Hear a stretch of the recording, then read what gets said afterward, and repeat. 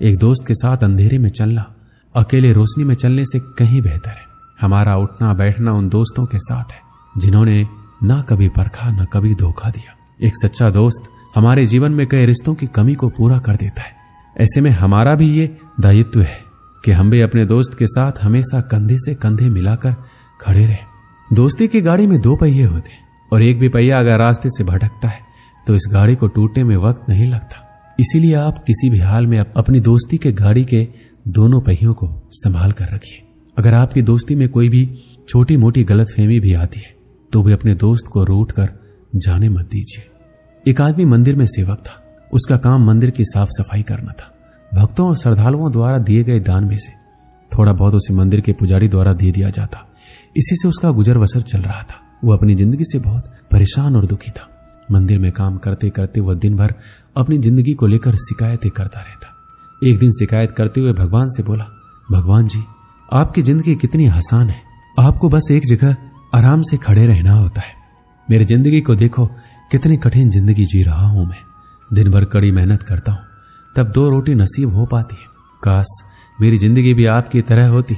उसकी बात सुनकर भगवान बोले, तुम जैसा सोच रहे हो वैसा नहीं है। मेरी जगह रहना बिल्कुल आसान नहीं है। मुझे बहुत सारी चीजें देखनी पड़ती है, बहुत सी व्यवस्थाएं करनी पड़ती है। यह हर किसी के बस की बात नहीं है। मंदिर का सेवक बोला, भगवान जी, कैसी बात कर रहे हैं आप? आपका काम आसान ही तो है। आपकी तरह मैं भी दिन भर खड़े रह सकता हूं। इसमें कौन सी बड़ी बात है? भगवान बोले, तुम नहीं कर पाओगे। इस काम में बहुत धैर्य की आवश्यकता पड़ती है। मंदिर का सेवक जिद करने लगा, मैं जरूर कर पाऊंगा। आप मुझे एक दिन अपनी जिंदगी जीने दीजिए। आप जैसा बताएंगे मैं वैसा ही करूंगा। उसकी जिद के आगे भगवान मान गए और बोले, ठीक है, आज पूरा दिन तुम मेरी जिंदगी जियो, मैं तुम्हारी जिंदगी जीता हूं। लेकिन मेरी जिंदगी जीने के लिए तुम्हें कुछ शर्तें माननी होगी। सेवक बोला, मैं हर शर्त मानने को तैयार हूं भगवान जी। ध्यान से सुनो, मंदिर में दिन भर बहुत से लोग आएंगे, तुमसे बहुत कुछ कहेंगे। कुछ तुम्हें अच्छा बोलेंगे, कुछ बुरा। तुम्हें हर किसी की बात चुपचाप एक जगह मूर्ति की तरह खड़े रहकर धैर्य के साथ सुननी है और उन पर कोई प्रतिक्रिया नहीं देनी है। सेवक मान गया। भगवान और उसने अपनी जिंदगी एक दिन के लिए आपस में बदल ली। सेवक भगवान की जगह मूर्ति बनकर खड़ा हो गया। भगवान मंदिर की साफ सफाई का काम निपटा कर वहां से चले गए। कुछ समय बीतने के बाद मंदिर में एक धनी व्यापारी आया। भगवान से प्रार्थना करते हुए बोला, भगवान जी, मैं एक नई फैक्ट्री डाल रहा हूं। मुझे आशीर्वाद दीजिए कि यह फैक्ट्री अच्छी तरह से चले और मैं इससे अच्छा मुनाफा कमाऊं।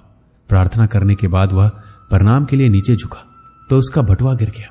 जब वहां से जाने लगा तो भगवान की जगह खड़े मंदिर के सेवक का मन हुआ कि उसे बता दे उसका बटुआ गिर गया है, लेकिन शर्त के अनुसार उसे चुप रहना था, इसलिए वह कुछ नहीं बोला, खामोश खड़ा रहा।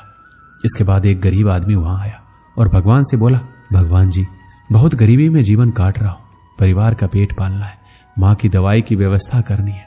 समझ नहीं पा रहा हूं इतना सब कुछ कैसे करूं। आज देखो मेरे पास बस 1 रुपया है, इससे मैं क्या कर पाऊंगा। आप ही कुछ चमत्कार करो, मेरे लिए धन की व्यवस्था कर दो। प्रार्थना करने के बाद जैसे ही वह जाने को हुआ, उसे नीचे गिरा व्यापारी का बटुआ दिखाई दिया। उसने बटुआ उठा लिया और भगवान को धन्यवाद देते हुए बोला, भगवान जी, आप धन्य हैं।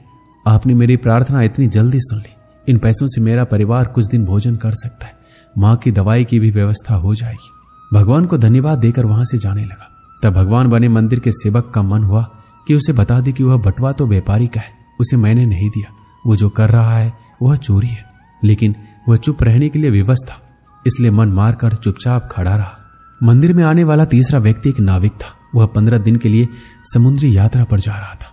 भगवान से उसने प्रार्थना की कि उसकी यात्रा सुरक्षित रहे और वह सकुशल वापस आ सके। वह प्रार्थना कर ही रहा था कि धनी व्यापारी वहां आ गया। वह अपने साथ पुलिस भी लेकर आया था। नाविक को देखकर वह पुलिस से बोला, मेरे बाद यह मंदिर में आया है, इसने जरूर ही मेरा बटुआ चुराया होगा, आप इसे गिरफ्तार कर लीजिए। पुलिस नाविक को पकड़कर ले जाने लगी। भगवान बने आदमी को अपने सामने होता यह अन्याय सहन नहीं हुआ। शर्त अनुसार उसे चुप रहना था, लेकिन उसे लगा कि यह बहुत गलत हो चुका है। यदि अब मैं चुप रहा तो एक बेकसूर आदमी को व्यर्थ में ही सजा भुगतनी पड़ेगी। उसने अपनी चुप्पी तोड़ते हुए कहा, आप गलत व्यक्ति को पकड़कर ले जा रहे हैं। यह बटुआ इस नाविक ने नहीं बल्कि इससे पहले आए गरीब व्यक्ति ने चुराया है। मैं भगवान हूं, मैंने सब कुछ देखा है। पुलिस भगवान की बात कैसे नहीं मानती। उनकी बात मानकर उन्होंने नाविक को छोड़ दिया और उस गरीब आदमी को पकड़ लिया जिसने बटुआ लिया था। शाम को जब भगवान वापस आए तो मंदिर के सेवक ने पूरे दिन का वृतांत सुनाते हुए गर्व के साथ बताया कि आज मैंने एक व्यक्ति के साथ अन्याय होने से रोका। देखिए, आपकी जिंदगी जीकर मैंने कितना अच्छा काम किया है। उसकी बात सुनकर भगवान बोले, ये तुमने क्या किया? मैंने तुमसे कहा था चुपचाप मूर्ति बनकर खड़े रहना, लेकिन वैसा ना कर तुमने मेरी पूरी योजना पर पानी फेर दिया। उस धनी व्यापारी ने बुरे कर्म करके इतना धन कमाया है, यदि उसमें से कुछ पैसे गरीब आदमी को मिल जाते तो उसका भला हो जाता और व्यापारी के पाप भी कुछ कम हो जाते। जिस नाविक को तुमने समुद्री यात्रा पर भेज दिया है, अब वह जीवित वापस नहीं आ पाएगा। समुद्र में बहुत बड़ा तूफान आने वाला है। यदि वह कुछ दिन जेल में रहता तो कम से कम बच जाता। सेवक की ये बात सुनकर एहसास हुआ कि वो बस वही देख पा रहा था जो आंखों के सामने हो रहा था। उन सब के पीछे की वास्तविकता को वह देख नहीं पा रहा था। जबकि भगवान जीवन के हर पहलू पर विचार अपनी योजना बनाते हैं और लोगों के जीवन को चलाते हैं। इस कहानी से हमें क्या सीख मिलती है? हम सब भी भगवान की योजनाओं को समझ नहीं पाते। जब हमारे साथ कुछ गलत हो रहा होता है या हमारे हिसाब से कुछ नहीं हो रहा होता है तो अपना धैर्य खोकर हम भगवान को दोष देने लगते हैं। हम ये समझ नहीं पाते हैं कि इन सब के पीछे भगवान का कोई ना कोई योजना छुपी हुई है। ऐसे समय में हमें भगवान पर विश्वास रखकर धैर्य करने की आवश्यकता है। इसलिए चिंता ना करें। यदि आपकी मर्जी से कुछ नहीं हो रहा है तो इसका अर्थ है कि वह भगवान की मर्जी से हो रहा है, और भले ही देर से सही, भगवान की मर्जी से सब अच्छा ही होता है। दोस्तों, इस वीडियो में बस इतना ही। मिलते हैं अगली वीडियो में। जय श्री कृष्ण।